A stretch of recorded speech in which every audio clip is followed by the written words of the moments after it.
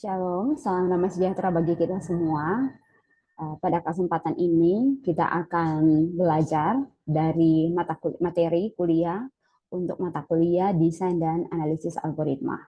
Nah, ini adalah materi yang pertama yang akan kita pelajari, yaitu dengan topik pengenalan desain dan analisis algoritma. Kira-kira mata kuliah ini akan seperti apa? Nah, mari kita lihat dulu referensi yang akan kita gunakan pada mata kuliah ini, yaitu ada 4 referensi utama. Nah, ini nanti bisa ditambah oleh mahasiswa referensi apapun dari internet, baik itu dalam bentuk artikel, bisa juga dalam bentuk PowerPoint, slide presentasi, atau juga dalam buku-buku yang lainnya. Jadi silakan mahasiswa tambahkan sendiri. Nah, kita akan banyak mengambil dari Introduction to Algorithms, third edition bukunya Corman dan kawan-kawan. Tetapi juga akan ada beberapa contoh yang kita ambil dari Introduction to Design and Analysis of Algorithms bukunya Levitin. Nah, sebagai tambahan juga bisa dibaca bukunya Sarah Bass dan Allen Falgelder dalam buku Computer Algorithms Introduction to Design and Analysis.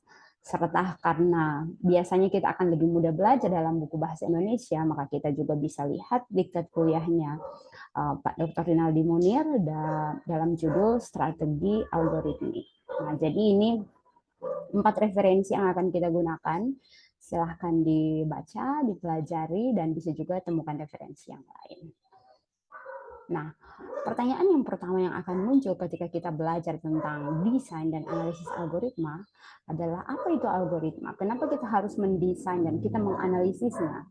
Nah, algoritma itu sendiri adalah cara menyelesaikan suatu masalah dengan proses-proses atau langkah-langkah yang ditetapkan, ya, langkah-langkah yang terdefinisi dengan baik.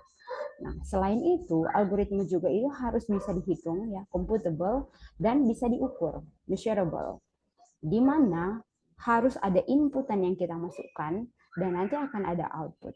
Nah, input yang kita masukkan ini nanti kemudian akan kita proses. Nah, prosesnya, langkah-langkah pemrosesannya itu yang kita sebut dengan algoritma.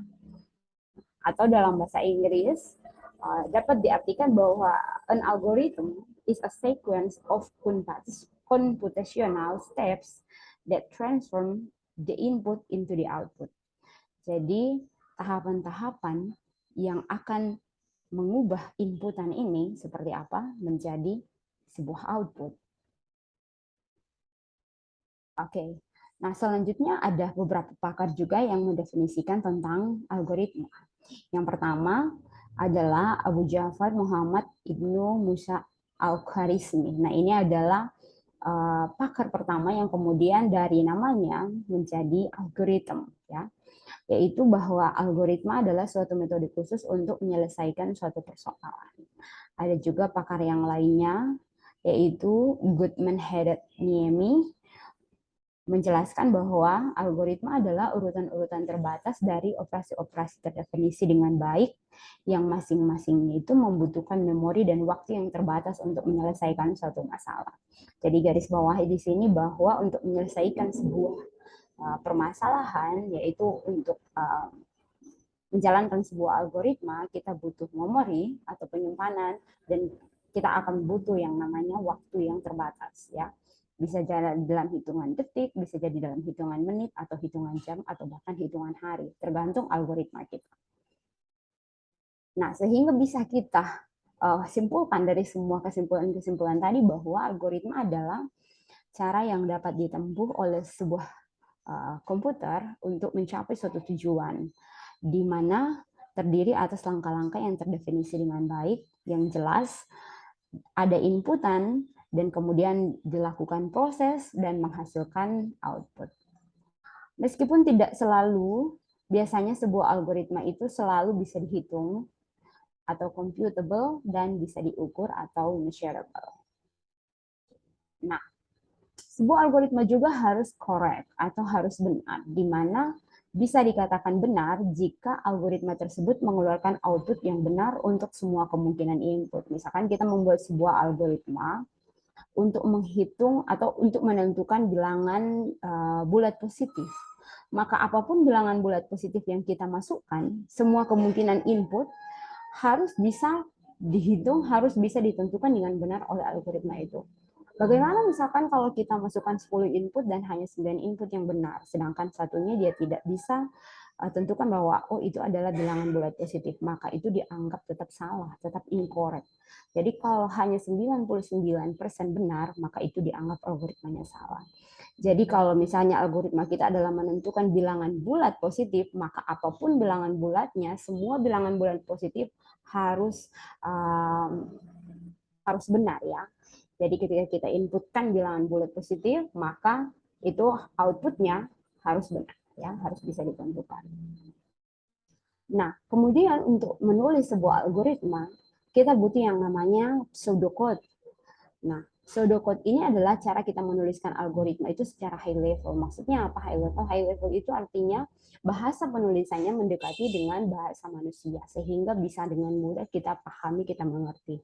Karena seperti cara manusia berbicara dengan tidak ada sintaks-sintaks yang terlalu sulit untuk dipahami.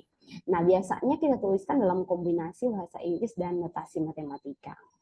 Nah, ada dua catatan kecil di sini bahwa pseudocode itu lebih terstruktur daripada bahasa Inggris biasa, sedangkan tidak lebih detail dari program. Jadi kalau program itu sangat detail, penulisan sintaksnya, titik komanya, buka kurungnya, dan lain sebagainya. Tetapi kalau pseudocode dia hampir tidak menggunakan ya, misalkan koma, titik koma ya, hal-hal kecil seperti itu, hal-hal detail, maksudnya hal-hal detail seperti itu, tetapi dia sedikit jelas dan lebih terstruktur ya. Tadi ya algoritma itu harus langkah-langkah yang terstruktur. Nah, isu-isu detail dalam program yang sifatnya teknis itu biasanya tidak dibahas ya. Sifat teknis itu misalkan penggunaan sintaks-sintaks tertentu yang menjadi tanda atau ciri dari sebuah bahasa pemrograman.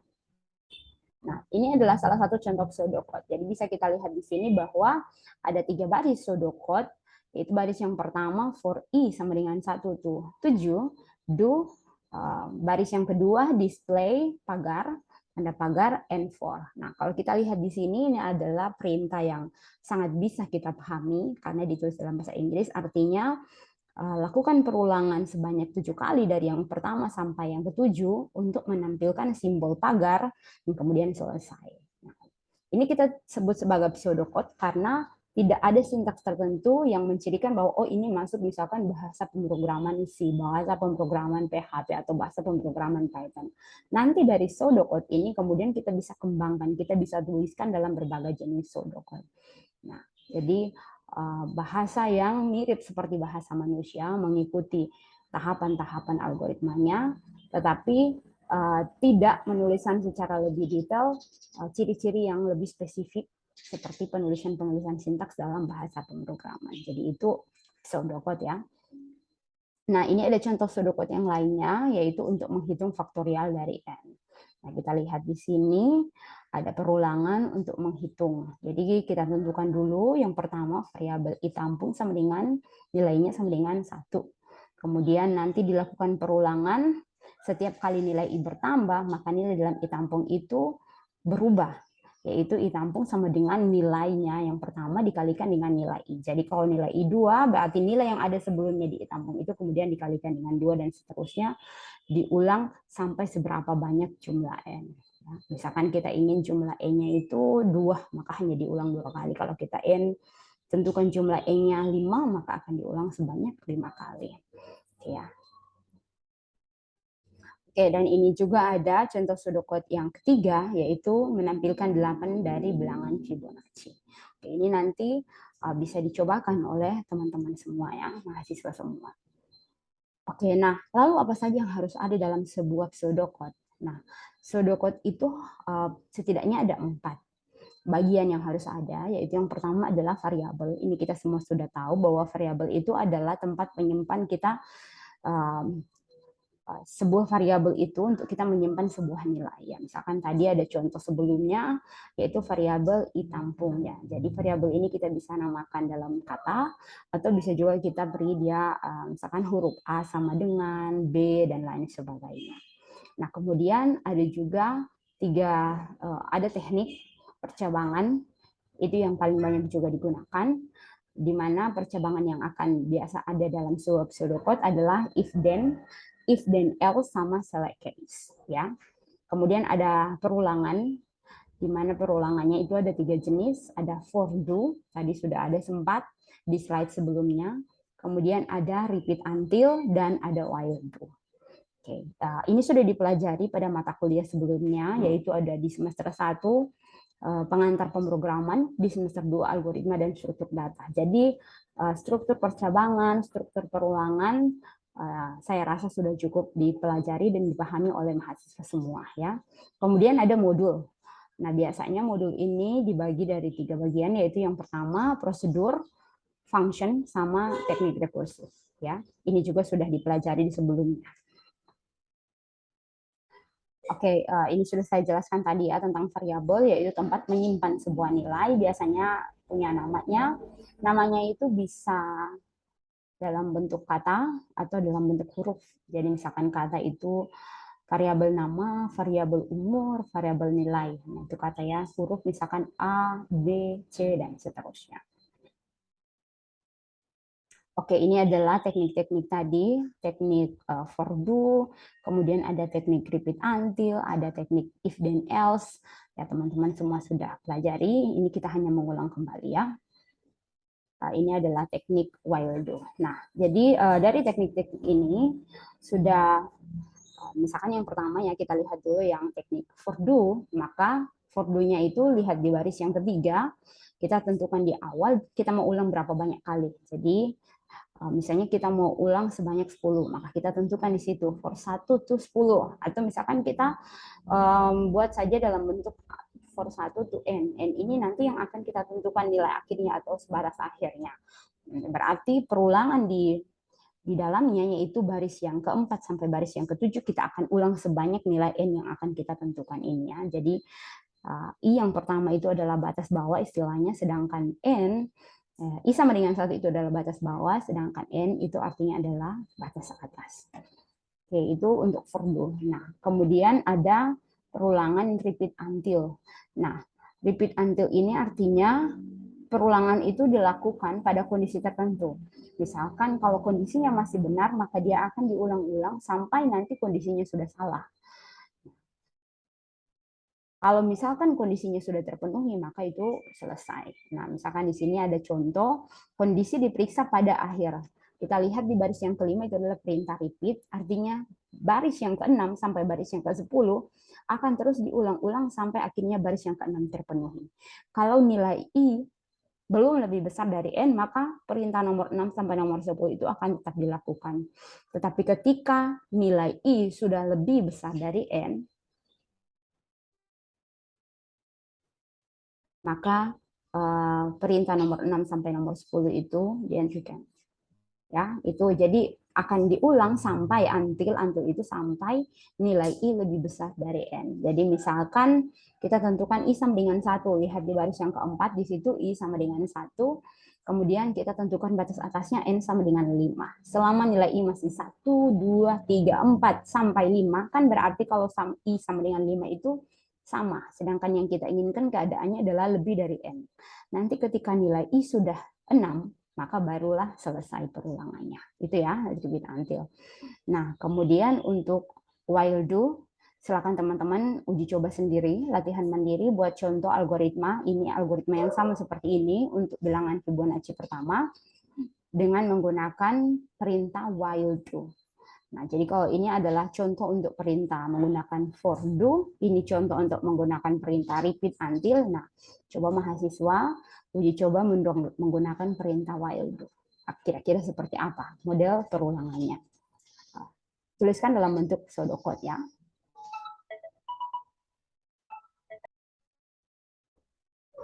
Nah, selanjutnya selain ada tadi teknik perulangan, ada juga teknik percabangan, yaitu if then, dan ada juga if then else. Nah, jadi contoh di sini, if then itu artinya kalau kondisinya benar, jika benar, maka apa yang akan kita tampilkan? Else selain itu, apa yang akan kita tampilkan? Jadi misalkan di sini kita punya kondisi di baris yang pertama, jika umur lebih dari sama dengan 17, maka tampilkan Anda boleh masuk Jika tidak, maka tampilkan maaf Anda tidak boleh masuk. Artinya apa? Kalau terpenuhi bahwa umurnya itu sama dengan atau lebih dari 17, lebih besar dari 17, maka tentu yang akan dijalankan adalah baris yang kedua.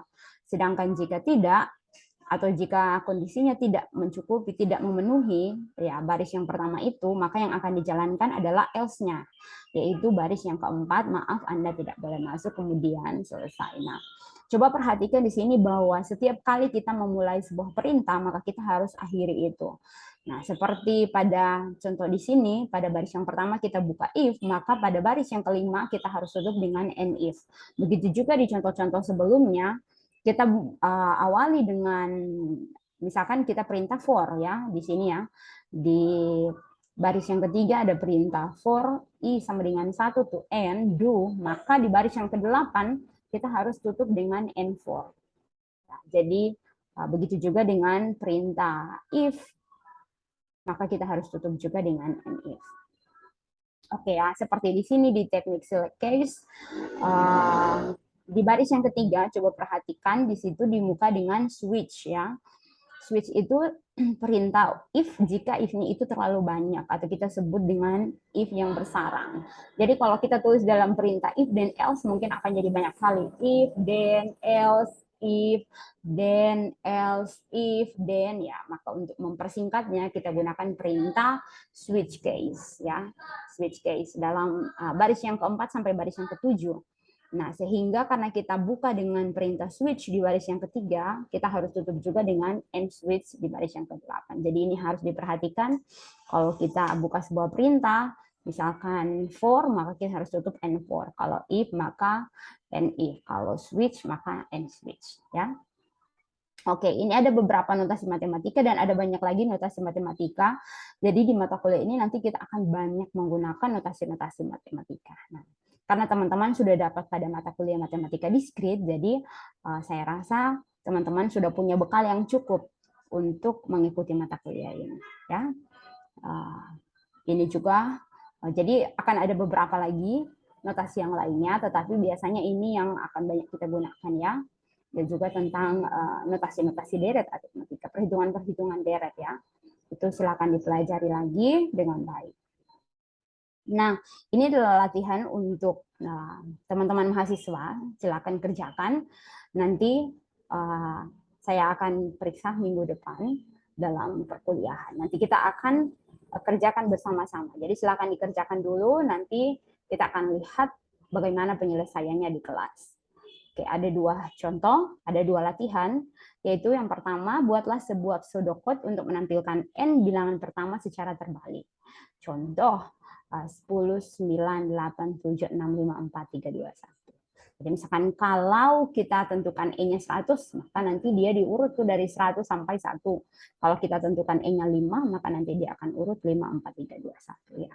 Nah, jadi silahkan dibuat menggunakan teknik for do, teknik repeat until, sama teknik while do. Jadi ada 3 teknik ini, karena ini perintahnya beda-beda, pasti pseudocode-nya juga beda-beda. Tetapi hasilnya harus sama. Jadi mau dipakaikan for do, repeat until, ataupun while do, hasilnya harus sama. Nah, kemudian yang kedua, ini adalah contoh untuk percabangan. Buatlah pseudocode yang akan menerima sebuah bilangan X dari user, kemudian menentukan apakah X itu habis dibagi 2, 3, atau 7. Nah, jadi kalau habis dibagi 2, 3, atau 7, nanti hasilnya itu tulis benar. Oh benar ini bisa dibagi 2, oh benar ini bisa dibagi 3, atau oh benar ini bisa dibagi 7.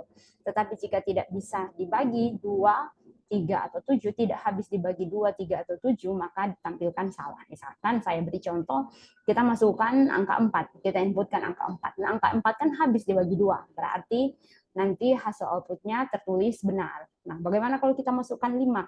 5 tidak habis dibagi 2, 5 juga tidak habis dibagi 3, 5 tidak habis dibagi 7. Maka nanti hasil akhirnya adalah salah sekalian, nanti akan muncul salah. Nah, kalau kita masukkan misalkan angka 9, 9 habis dibagi 3, benar sekali. Berarti nanti outputnya adalah pesannya benar. Oke, jadi kurang lebih seperti itu. Silakan dibuatkan pseudocode-nya. Nanti ini akan jadi latihan, dan minggu depan ketika di kelas kita akan bahas secara bersama-sama. Oke. Oke, minggu depan kita akan mereview materi yang sudah kita pelajari ini, ya. Saya akan melihat kembali apakah mahasiswa sudah paham dengan materi ini, dan nanti kita akan bahas selanjutan dari materi ini, yaitu tentang kompleksitas algoritma. Jadi silakan dicari-cari referensi tentang kompleksitas algoritma, agar ketika minggu depan kita masuk pada materi itu, teman-teman mahasiswa semuanya sudah paham atau sudah mengerti sedikit, sehingga perkuliahan bisa jadi lebih mudah, ya. Tetap semangat belajar dan apa ya? Jangan lupa bersenang-senang, ya. Kuliah kalau tidak bersenang-senang itu tidak kuliah kalau tidak bersenang-senang itu sama saja tidak kuliah. Jadi silakan bersenang-senang, tetapi juga tetap ingat untuk tetap semangat untuk belajar. Oke. Saya ucapkan terima kasih. Sampai jumpa pada materi yang berikutnya, dan sampai jumpa dan shalom.